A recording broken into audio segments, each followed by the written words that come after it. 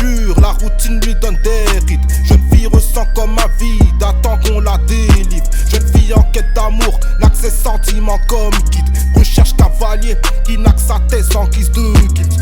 Elle veut la Clyde, un bonhomme pour la baiser. Mais Clyde n'est pas si tendre, ne pensera qu'à la baiser. La fille est si fragile, ira jusqu'à se rabaisser. Elle croit en Cupidon, sans que sa flèche la traverse. Le genre de fille issue du centre ou des villages. Pas de Clyde dans ses voisins, bien qu'espérant un arrivage. Elle suit le droit chemin, mais Clyde sera son virage. Sa vie est déserte, l'homme de sa vie n'est qu'un mirage. Elle croit avoir des soucis, cherche à changer les idées. Celles de Clyde sont très sombres, il n'a connu que les cités. Bordé dans le sale drap, mais la vie l'a bien lessivé. Il côtoie la violence, quand le bonheur l'a bien esquivé.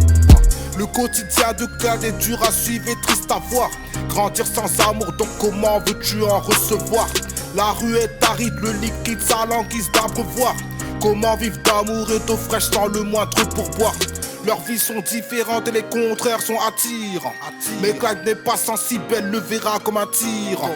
Mais fascinée, elle continuera de mordre à l'hameçon. Car Clyde en a dans le caleçon, fait entrer le mauvais garçon. Trouver l'homme toujours autoritaire, telle est sa priorité. Clyde vient des zones prioritaires, caillasse les autorités. Fiché par l'UTEC et la BAC, telle est sa notoriété. L'échec scolaire, ses profs voyaient quand lui la médiocrité. Elle rêve de carrosse, d'entraîner les engins motorisés. Sort du droit chemin en roue arrière, compète non autorisée. Elle rêve de lune de miel, mais la vie de Clyde est pimentée. Clyde dévoile pas ses sentiments, son cœur est trop cimenté. Elle pense à son avenir, Clyde a son bénéfice. Elle veut bâtir une vie, éclate son édifice. Elle se voit déjà mariée, la famille et la bague au doigt. Mais Clyde n'est marié qu'à la street et ne lève que le troisième doigt.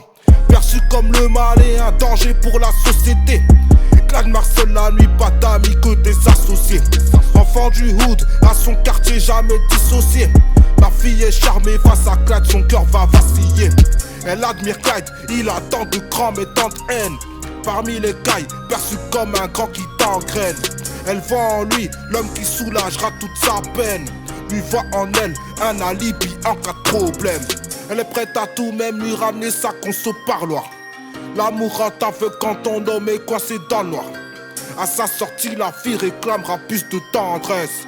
Mais Clyde lui dira le temps c'est de l'argent et le temps presse. Il l'utilisera comme couverture si le temps se refroidit. Instinct de survie, Clyde ne veut pas connaître la famine. Pour ça il est prêt à tout, même braquer sa belle famille. Il peut la tromper, la voler, la vie est si naïve. La fille pleure toutes les nuits, l'homme le lui a rien promis. Pour dégérer un Clyde sans la mentale de Bonnie. Bien sûr que Clyde aimerait tout arrêter et se ranger. Mais la vie un combat, comment sortir d'étranger?